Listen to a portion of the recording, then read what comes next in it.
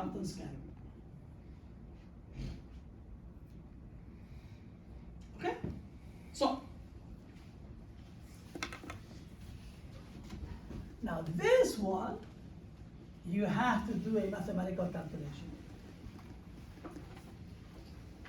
I mean, the photoelectric effect, the energy of the photon coming in, has to be equal to the work function plus the maximum kinetic energy with which the electron comes out. That's it. The X-ray production, kinetic energy of the electron coming in, must equal the kinetic energy of the electron going out plus the energy of the X-ray photon. Right? That's it. Now, an experiment was conducted in 1923 by Compton, and is known as the Compton effect.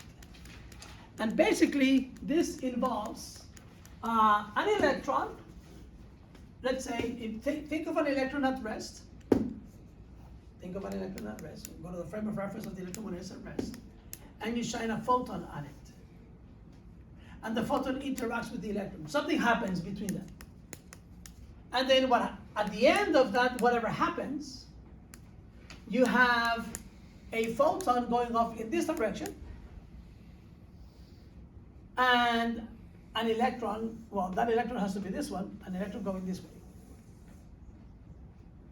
Just like in Phys 185, you did collisions of, maybe you did, here is this mass coming in, like mass number 1, and then here is number 2, and this one is at rest.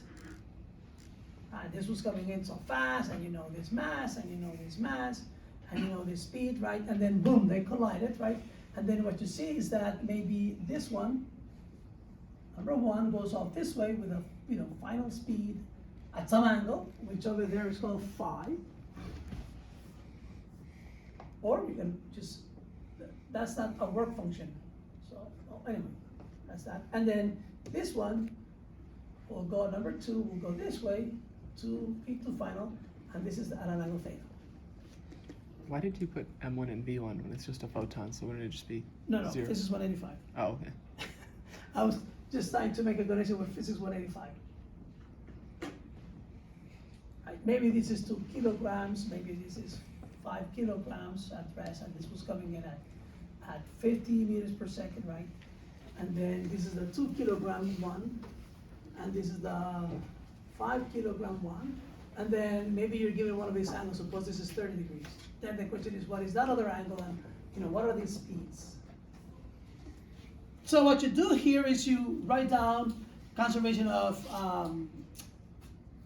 total linear momentum. Total linear momentum here, so it's m1 v1 for the x-axis, right? And then over here, the total linear momentum is m1, and then this would be v1f cosine of phi. You don't have to write this down, right?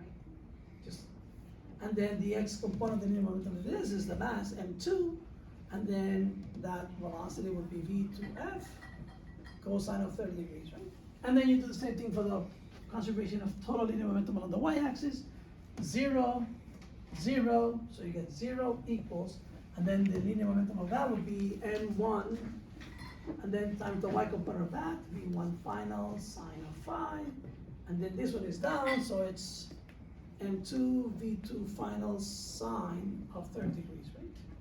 And if the collision is elastic, the total kinetic energy over here, like 1/2 of m1 v1 squared, this one is at rest, and over here you have 1/2 m1 v1f squared plus 1/2 m2 v2f squared. In other words, you write down equations that correspond or that come from conservation of the x component of linear momentum, conservation of the y component of linear momentum, and conservation of energy if energy is conserved. If you're told that the collision is elastic, then the kinetic energy is conserved. And then you do the math, right? You learned about problems like this. I mean, I haven't given you specific, this is not a problem I want you to work on. So essentially, as Tyson said, right, what if we consider this case where you have a photon coming in? Okay, suppose you have a photon coming in, and we're going to call the frequency of that f, you can call the wavelength of it lambda, and there is an electron at rest. So this is an electron initially at rest. Right? So the mass of the electron is m sub e, right? And the photon comes in, boom, collides with the electron. And then what happens is the electron later on is observed to be going here, this way. This is the electron. Right? And okay, so I'll keep it general over here. The linear momentum of this electron is p sub e. And there's a photon that goes off this way. By the way, should this photon have more or less energy than this photon? Less. Why less? 'Cause it's giving some energy to the electron to move Exactly. So therefore, since it has less energy, should I draw it with a longer wavelength or a shorter wavelength compared to this? Let me be a little bit more careful here. Suppose I draw this like this. Don't look at the picture over there. A longer wavelength, because that would mean it has less energy. Why? Well, aren't longer wavelength waves less energy, like radio waves have? Because the formula is like this, right? Or So that way. Huh? No. Yeah, so mathematically, if the energy is less, the wavelength has to be longer, right? So therefore, I'll draw this like. But anyway, this is a photon, scattered photon.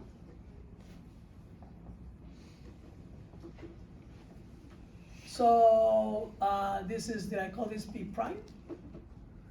And this is P. P prime, P sub E for the electron, P prime. The P and the P prime refer to the P prime. I'm just trying to use this notation. Then, lambda prime is the wavelength of that other photon.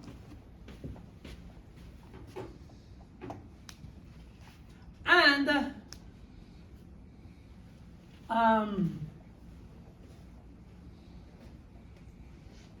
the angle, this phi doesn't mean, this doesn't mean work function, that's just an angle, right? And in fact, you can call this one theta then. So,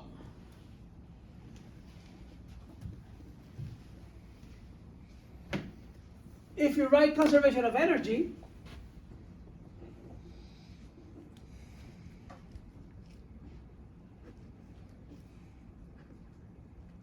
what would you get?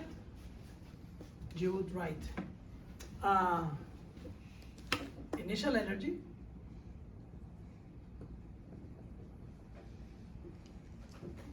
equals the total. Initial energy is the total final energy, right? Now, what are the formulas that we got from Einstein for energy? We wrote a few formulas, right?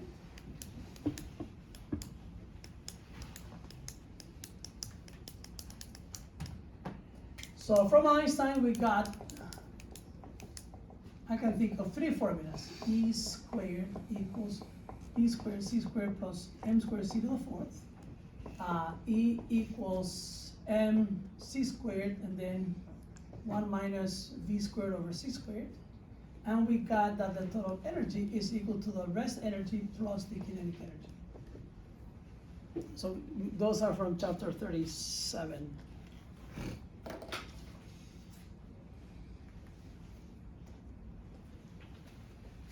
Now, if you write, for example, the energy equation, it's right there, right? So this is the electron, right? What is the energy of this photon here?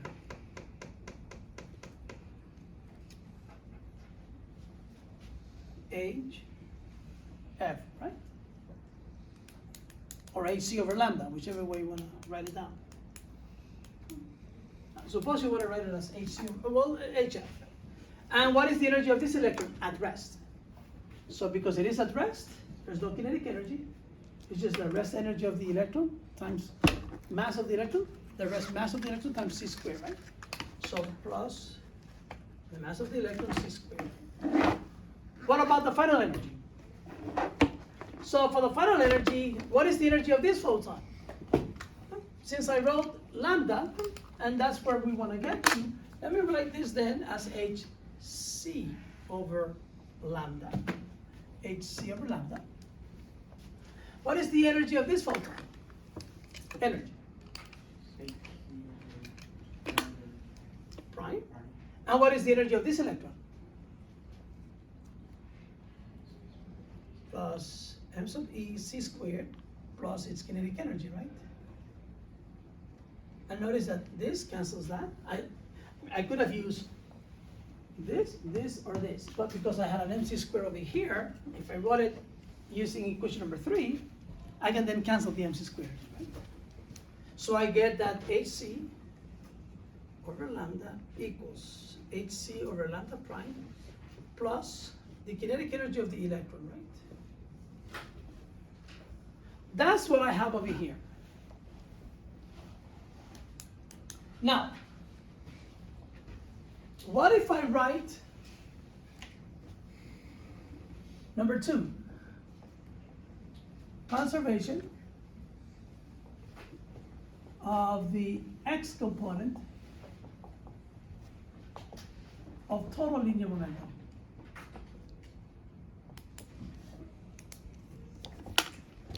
Just the x component. So, what is the expression for the energy of a photon? Is just hc over lambda or hf. And what is the linear momentum of a photon?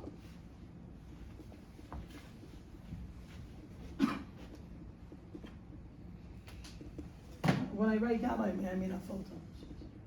H over lambda, right? You said. So, what is the x component? I'm choosing my reference would be this is the y-axis and this is the x-axis, right? So what is the x component of the linear momentum of this photon?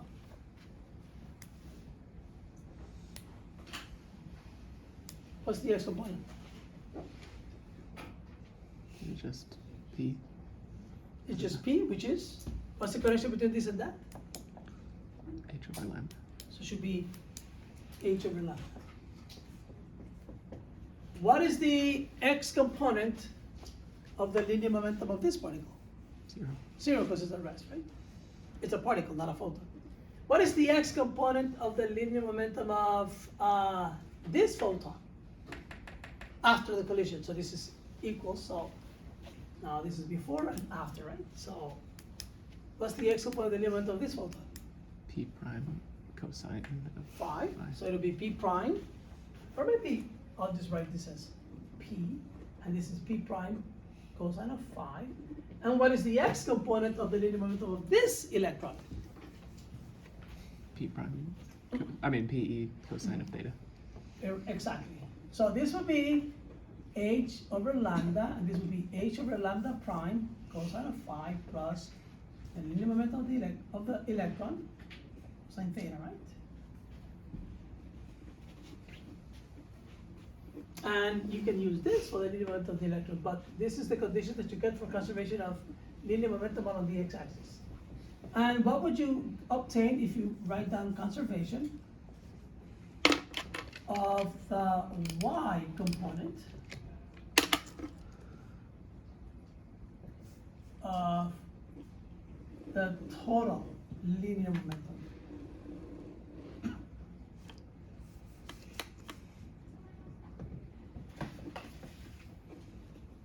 So, what is the y component of the linear momentum of this photon? 0, because it's just moving on the x-axis, right? What is the y component of the linear momentum of this electron? 0. What is the, at the end, after? So this is, I mean, I didn't say it, I guess, but I should have said it. This is before the collision, right? Or before the interaction, whatever happened between them, and this over here is after, right? That's so. Afterwards, what is the y component of the linear momentum of this photon? P prime sine of 5. P prime sine of 5. And what is the y component of the linear momentum? Sorry.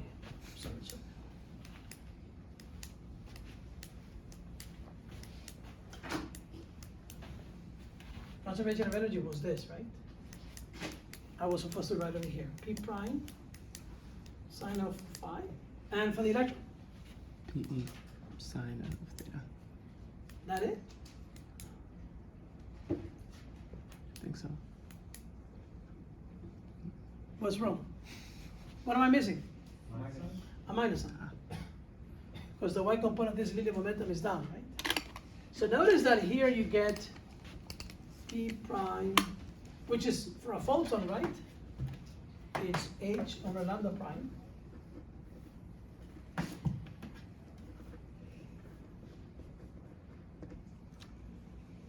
Sine of phi equals the linear momentum of the electron sine of theta.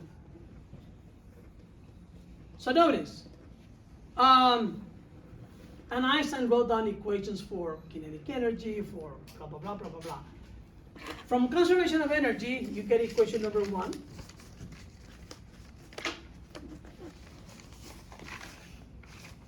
And from conservation of total linear momentum along the x-axis, you get equation number 2. And from conservation of total linear momentum in the y direction, you get equation number 3. So I want you to do the algebra and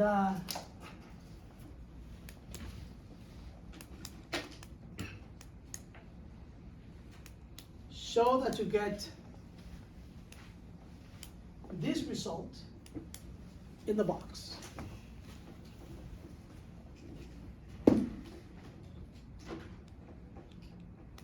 So you do the algebra. I don't want to do that on the board. You do the algebra, show that. In other words, derive this. In the textbook, in chapter 38, it tells you do this, do that, square this, add it to that, boom, boom, boom, boom. You do the algebra. Right? And you start with conservation of energy as, using the formulas that Einstein wrote down for energy in his theory of relativity, and conservation of linear momentum with Einstein's new formulas for linear momentum for photons and for particles. And do the math, right? And get this. And I'm going to make this problem number 1 of your final exam. Okay, so it's like a take-home. You do the algebra. I don't want to do that like in an exam and say, solve this problem in 2 hours, right? So, because you have other problems to solve as well. But I think we took like a take-home problem For the first exam, right?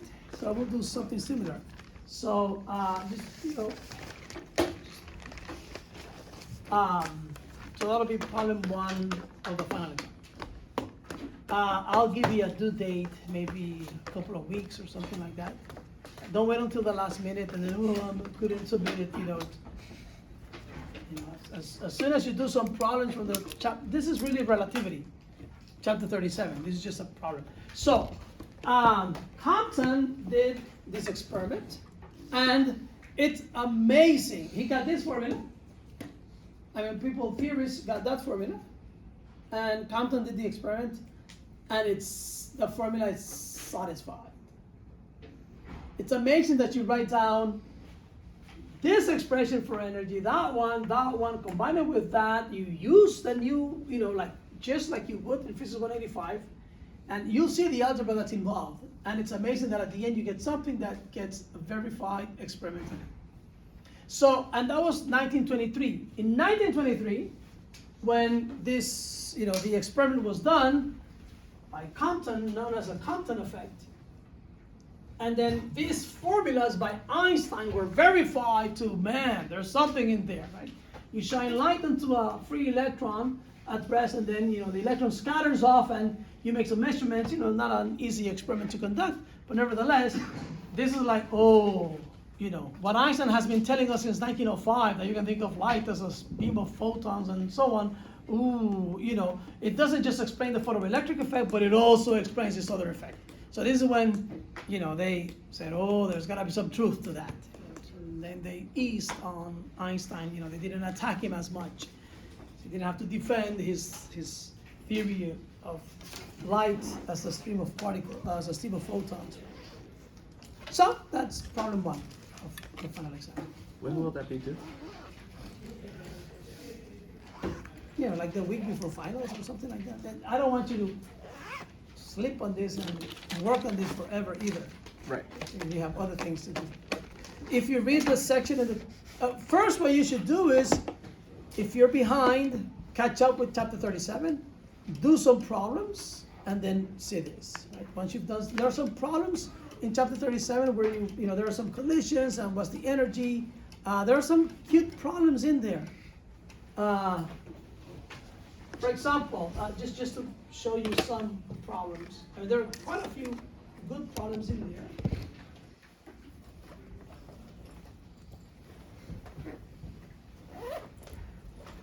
Do some of that so you feel comfortable with it.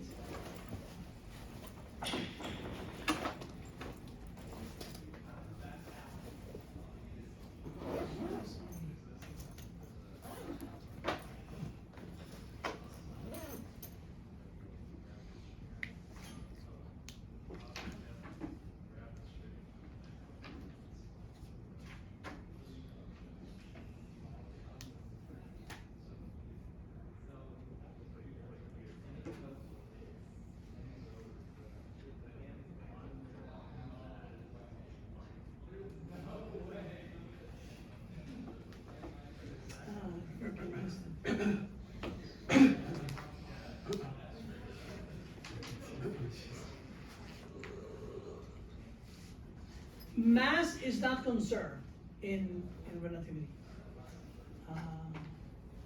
So here's a cute one. If you were to do this problem in Physics 185, right,